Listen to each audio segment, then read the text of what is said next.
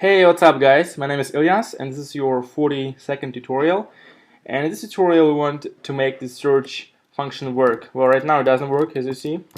So let's just go ahead and make it work.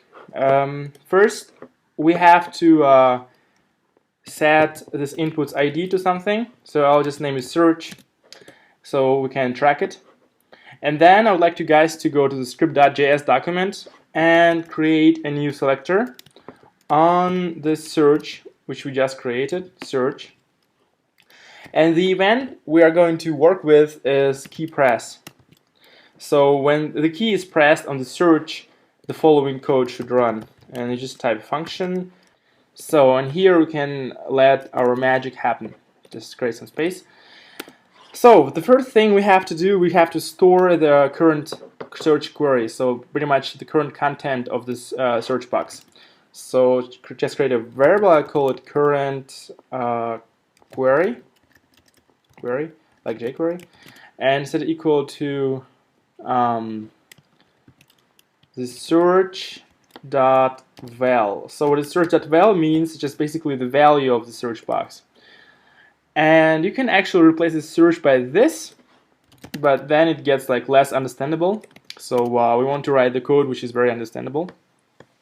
And then we have to compare this search query with all the list elements, And you remember once we used this function to loop through all the elements, which was this each function. So we just go ahead and say portfolio li dot each, which will just automatically loop through all this li elements for us.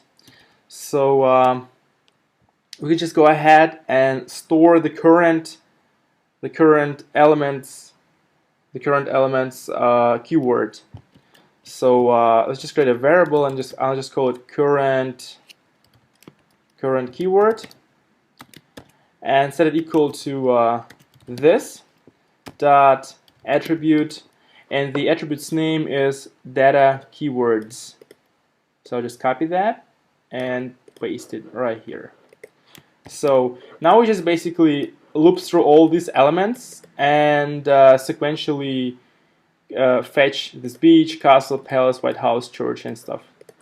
So this is what we are going to do, and then we need to compare the two queries. Of course, we need to check if in our remember in one of the tutorials on chatbot we had this built-in function called index. So just in our case, we are searching for query in the keyword, and so there will be current keyword dot index of, and here in this brackets we just type the text which we are looking for, and we're looking for the current query. So we're looking for the user input in this keyword, and it should be less or greater or equal than 0.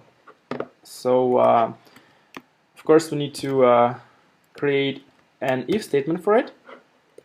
So if it's less or equal than 0 or to 0, that means that we actually found this this search criteria, search query in the keyword in one of the elements, and we can just go ahead and display that on the screen. So I'll just say this dot show. But before we show this element, we make sure we hide the rest. So basically, when I start typing my request, I want first the elements to be hidden. So I'll just go ahead and copy the selector and just say hide. Just hide all list entries first. So I think this code should work, and now let's just go ahead and test it.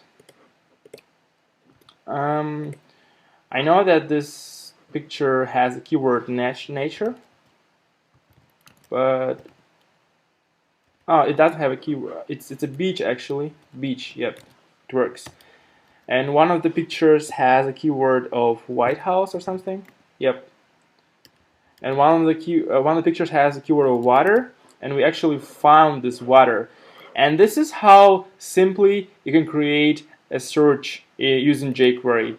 So how you do that? You just store your query to a variable, you hide all the elements, and then you loop through each element and you compare the search query with a keyword. So you're just pretty much looking for your query in this keyword, and if it's there, you can show this element. But right now, of course, we have a problem that when I type something like nature, like I don't know, beach, and then I just erase this beach search query, I'm not going back to the previous state. So this is something we want to do in the next tutorial. So I hope you guys had fun making this search with me. So in the next tutorial we'll just finish this search functionality, and then we are done with this portfolio. So I hope you guys like this tutorial, and I'll see you guys in the next one.